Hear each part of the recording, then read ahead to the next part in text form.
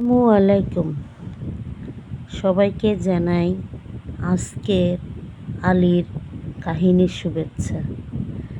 হজরত আলীর বুদ্ধিমত্তার কথা বিবরণ করব। হঠাৎ করে একদিন এক অশ্বারোহীর অশ্বের পদাঘাতে মরুর বালু উড়েছিল। সে বাতাসের বেগে মদিনার দিকে ছুটে আসছিল আর চিৎকার দিয়ে বলতে লাগলো, হে আল্লাহ রাসূল, কুরাইশরা চুক্তি ভঙ্গ করেছে। কুরাইশদের পক্ষ থেকে চুক্তি ভঙ্গ করার পর রাসূল সাল্লাল্লাহু আলাইহি সাল্লাম মক্কায় অভিযানের প্রস্তুতি নিতে লাগলেন। তখন হাতির বিন আবু বালতা রাদিয়াল্লাহু কুরাইশদেরকে মক্কা আক্রমণের সংবাদ দিয়ে একটি চিঠি লিখলেন। তারপর সে চিঠি এক মহিলার দ্বারা মক্কাবাসীদের কাছে পাঠালেন। তিনি সে মহিলাকে কুরাইশদের কাছে চিঠিটা পৌঁছে দেওয়ার জন্য কিছু সম্পদের বিনিময়ে রাজি করালেন। মহিলাটিকে চিঠিটি তার মাথার চুলের ভেতরে লুকিয়ে নিল। এরপর সে দ্রুত মদিনা থেকে মক্কার দিকে রওনা দিল।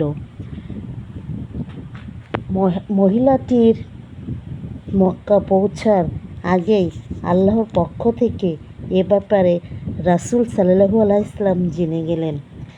রাসূল সাল্লাল্লাহু আলাইহি সাল্লামের এ সংবাদ পাওয়ার পর মহিলাটির কাছ থেকে চিঠি উদ্ধার করে নিয়ে আসতে আলী বিন আবু তালেব রাদিয়াল্লাহু ও মিকদাদকে প্রেরণ করলেন। কোনো বর্ণনায় মিকদাদের রাদিয়াল্লাহুর পরিবর্তে জুবাইর বিন আওয়াম রাদিয়াল্লাহুর নাম এসেছে। নবী করিম সাল্লাল্লাহু আলাইহি সাল্লাম তাদেরকে বললেন, তোমরা দুজন অমুক জায়গায় এক মহিলাকে পাবে, যে মহিলা হাতির বিন আবু বালতার লেখা চিঠি নিয়ে মক্কাবাসীর কাছে যাচ্ছে।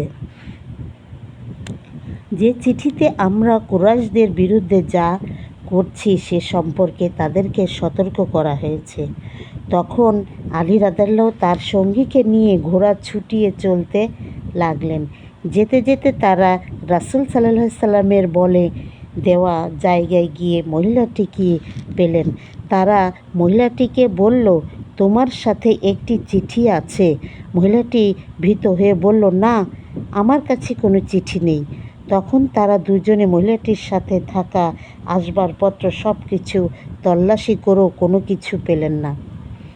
এমনকি তারা নিরাশ হয়ে ফিরে যেতে চাইলেন, কিন্তু পরক্ষণে আলী রাদিয়াল্লাহু পূর্ণ ঈমানের সাথে বললেন, আল্লাহর শপথ, রাসূল সাল্লাল্লাহু আলাইহি সাল্লামের ওপর মিথ্যা ওহী নাজিল হয় না, আর রাসূল সাল্লাল্লাহু আলাইহি সাল্লাম আমাদের সাথে মিথ্যা বলেন না।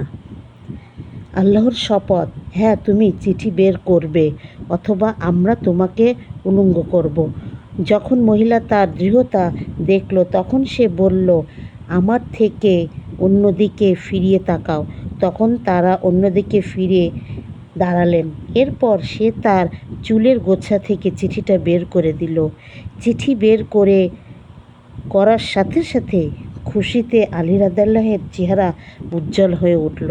তিনি চিঠিটা নিয়ে রাসূল সাল্লাল্লাহু আলাইহি সাল্লামের কাছে ছুটে এলেন।